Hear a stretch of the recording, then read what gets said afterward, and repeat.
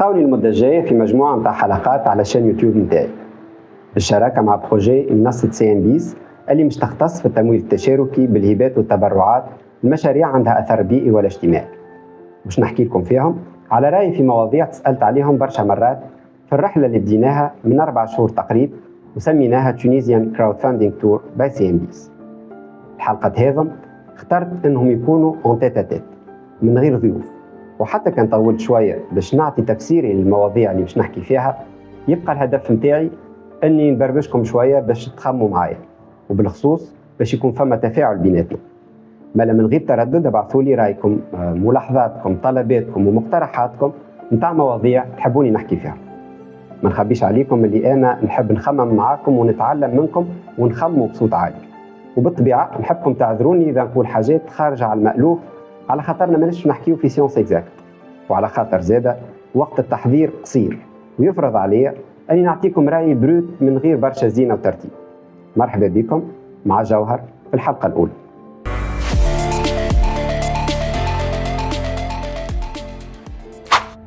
كيفاش تنجم تولي ان بون انتربرونور؟ حاجات تتعلمهم ولا فما ميزات يتولدوا فيك؟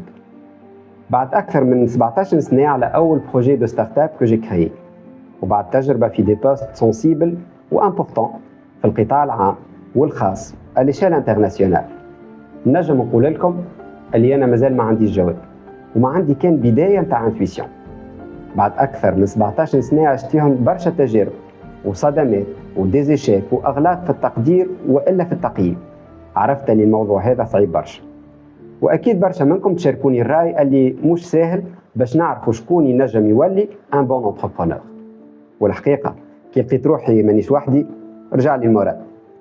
لكن شنو هو السبب نتاع الكونستا هذا؟ اكيد كل رائد اعمال عنده مجموعه من الكفاءات اللي متمكن منها، لكن الاكيد زاده اللي ما فماش ان بروفيل تيب يتفقوا عليه الناس الكل نتاع رائد اعمال مثالي، والكفاءات اللي لازم تتوفر في بعث مشروع ناجح يختلفوا انتخاط حسب نوع المشروع بيدو. مجموع الكفاءات والشروط نتاع نجاح المشروع وصاحب المشروع هما اللي نسميهم برودكت ماركت فيت وفاوندر ماركت فيت. الأولى تعني أنه المنتوج يلزم يتقاطع مع طلب السوق ويقدم حل دقيق وحقيقي لحاجيات الحرفاء، والثانية تعني للفونداتور صاحب المشروع لازم يكون كومباتيبل مع المارشي نتاعو زاده. أما رغم الكلام هذا نجموش نلقاو دي بوان كومان ما يتبدلوش مهما كان نوع المشروع وخصوصيات البعث نتاعو، فماشي أساسيات اللي نجموا من بعد نخدموا عليهم ونحسنوهم. باش نقدم لكم من منطلق قناعاتي وخبرة السنوات اللي تعداو 6 سمات نشوفهم أساسيين عند الانتربرونور وينجم يزيد يطورهم مع الوقت. مش مهم إذا كان تعلمهم واكتسبهم وإلا كانوا خاصيات موجودين في طبيعته من أصله، المهم هو أنه وجودهم ينجم يعطيه أسبقية على غيره ويجعله متميز في ريادة الأعمال. الأولى هي العزيمة، وهي أكثر ميزة تنجم تظهر الفرق بين لي انتربرونور. هي الطاقة اللي مش تخرجها من الأعماق متاعك، كيف يبدأ معاك فما حتى أمل، كيف تكون الظروف الكل عكستك، بما فيها كلام أقرب الناس ليك. بالعزيمة تكمل حتى إذا فشلت، وإلا كانت البداية غالطة، على خاطرك تعرف اللي أنت عندك ميزة خاصة وهي الشجاعة، واللي عندها مع العزيمة علاقة قوية.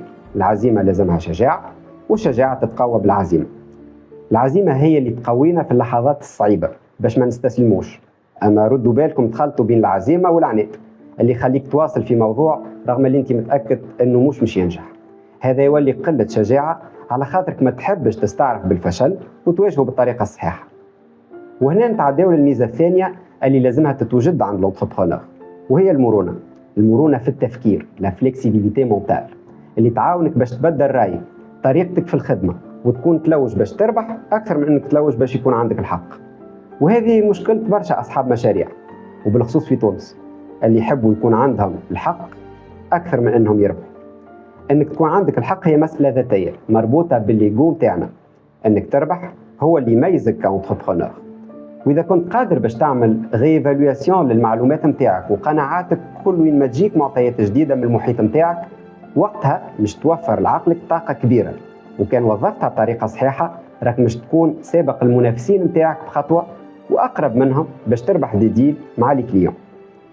الميزة الثالثة اللي لاحظت وجودها عند رواد الأعمال الناجحين هي أنه يكون مشاغب. والخاصية هذه تعاونك باش تعرف بالحق ومن غير تضييع وقت شنو ما القواعد المهمة والحدود اللي ما يلزمش تتجاوزها. وقتها نجم تتحرك بأكثر حرية وما تقيدك إلا أخلاقك في التعامل مع السوق. بما أنك انتربرونور لازمك تقبل اللي تنجم تعدي حدود ما يفوتهاش المواطن العادي. بالطبيعة أنك مش تدلس وإلا تتحايل على الناس، أما باهي كيف ساعات تعرف حتى لوين تنجم تقدم. ردوا بالكم، المشاغبة اللي نحكي لكم عليه مش مالونات.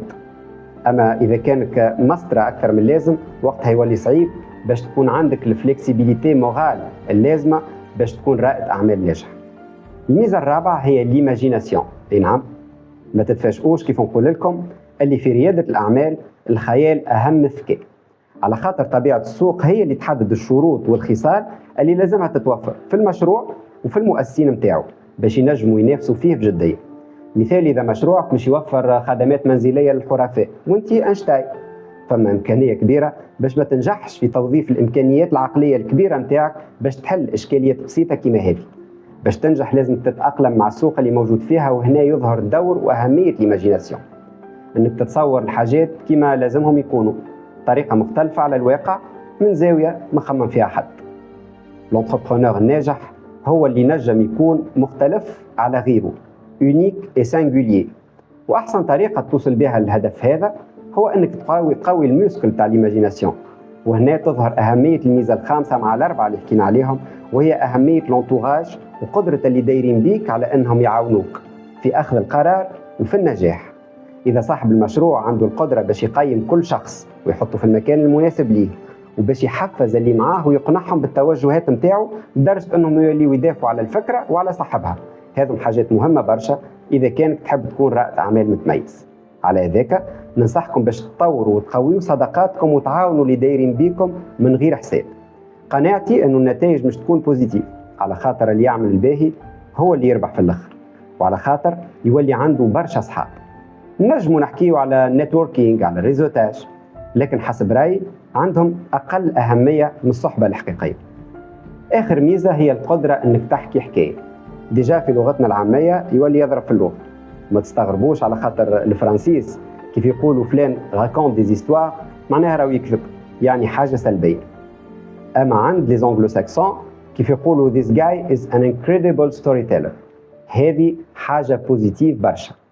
كل رائد اعمال لازم يكون عنده القدره باش يجلب الناس، على خاطر قاعد يحكي لهم في حكايه تربطهم به.